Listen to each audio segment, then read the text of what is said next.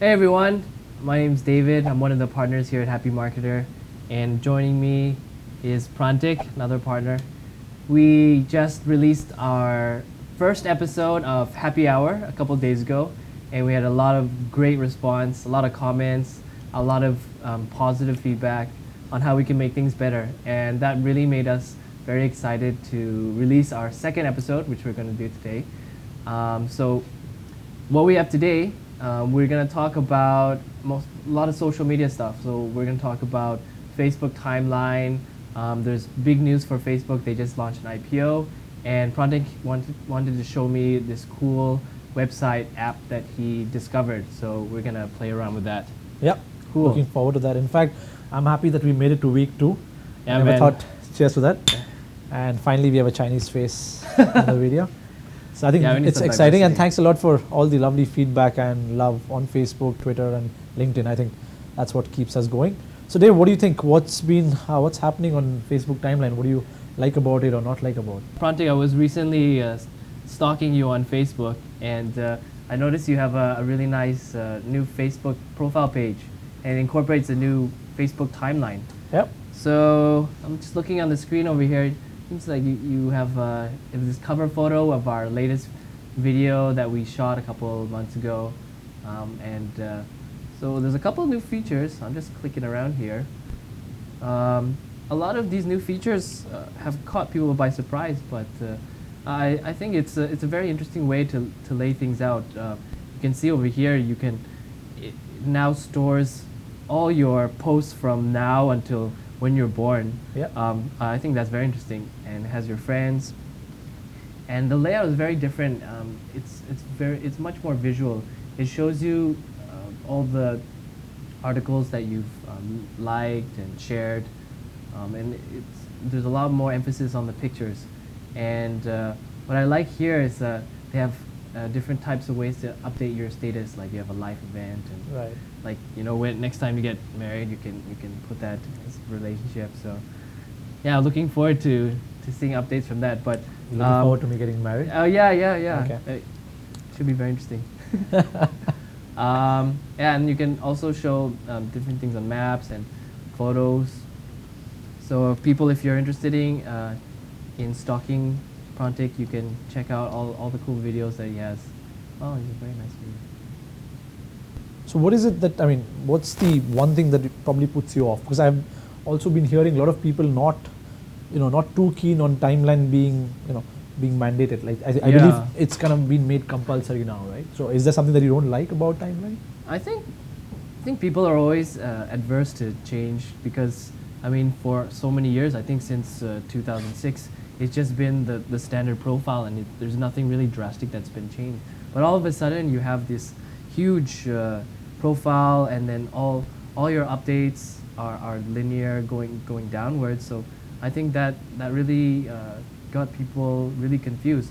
I think it's very interesting because it just puts more emphasis on pictures, and I think people Yeah. they want a more richer experience. It makes it more human. Right. So I think it's going to be very interesting what's going to happen with this timeline. I think definitely Facebook is going to get a lot of feedback from people who don't like it or who are offering suggestions. So I'm sure there's going to be some more improvements for this. Speaking of Facebook, I've been reading around lately. Facebook has been making big headlines. A lot of rumors going around on the IPO, and now it finally is happening. Yeah. So what's going on with that? Yeah, it's pretty big news. Today's headlines. Yeah. So I think it's very interesting. There are two sides, two perspectives, two sides to the story. The financial world somehow does not seem too excited about the investment story. So if I look at the headlines, it says few like Facebook's status update. Okay. If you look at the Financial Times article, there's a gentleman who, in fact, asks Facebook or Mark Zuckerberg to actually, not go public for various reasons, really? right? But at the same time, if you look at the tech world, Silicon Valley, people are very excited. They've been waiting for this for the last 8 years. In fact, it's funny that today happens to be the day Facebook was actually launched. Wow. in the Okay. dawn.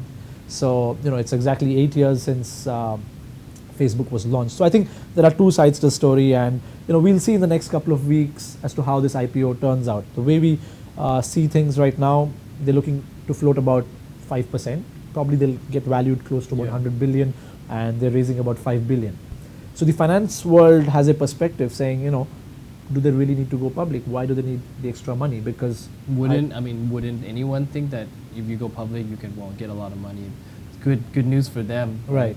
Isn't it a positive thing? Well, I guess more money is good, but I guess with more money comes more responsibility and more checks and balances. Yeah. So the issue is the company would be under a lot of financial scrutiny. But more importantly, there's a perspective which says, they already have a lot of money in the bank, right? Yeah. They already have about cash flows, and I believe they end the year close to with about 4 billion in cash reserves, right? So they already have 4 billion, and so the point is, why bring in 5 billion more? And to me, what's interesting is, I'm not going to go into the financial details. We're no MBA junkies. I have no idea how these things work. But the point is, if they have $9-10 billion combined, what is it that they're going to do, and what does it mean for us as agencies, as digital practitioners, and for our clients? So I mean, what I'm really interested is, what are the possible implications or impacts? So to me, the way I've been reading this, there have been a few trends, right? Over the last couple of years, there's a sudden surge in Facebook's employment numbers. Today they have about close to 3,200 staff. They are spending a lot of money in R&D, right? So I think these two parameters tell us a story. Number one, you're going to see many more Facebook offices opening up. Singapore Facebook opened a year ago, right? And I believe we're going to have more offices in Asia, which means agencies like us, as well as clients, get direct support in terms of resources, in terms of campaign ideas, in terms of analytics. So I think there's going to be a lot more interesting campaigns coming up and a lot more support, right? That's one.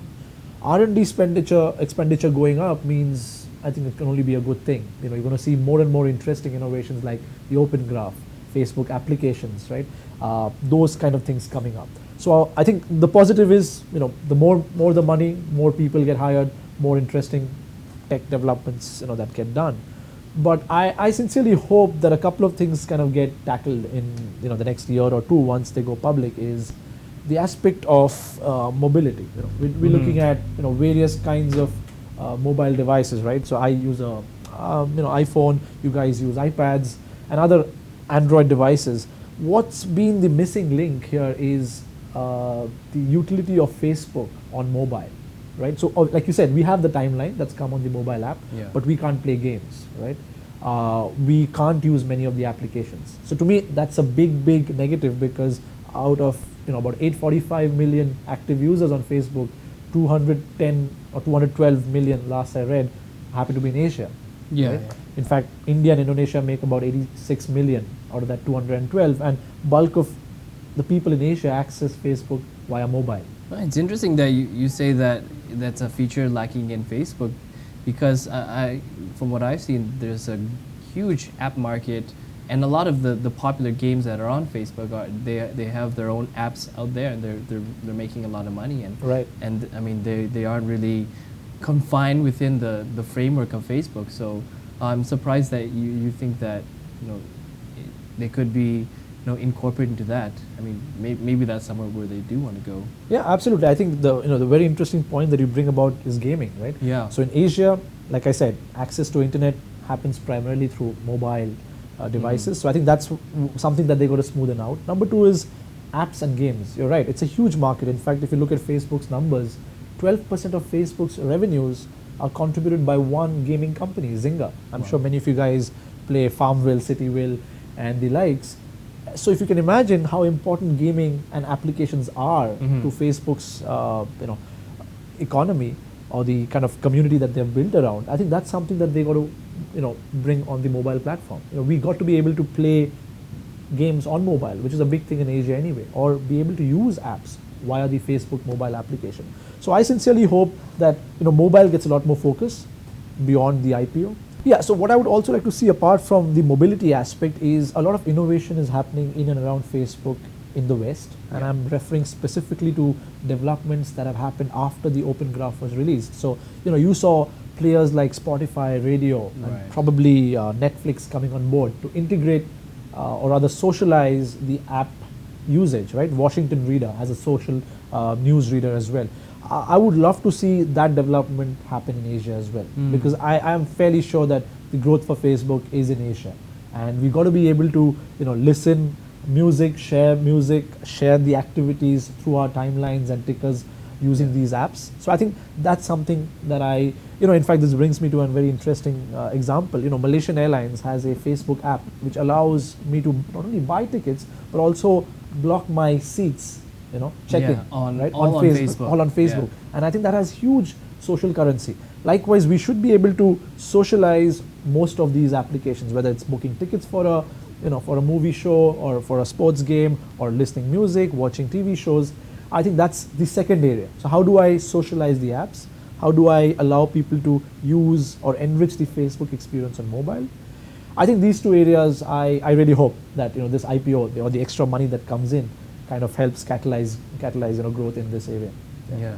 Well, only time will tell. Only time will tell. Excited to see what's going to happen next for them. Absolutely.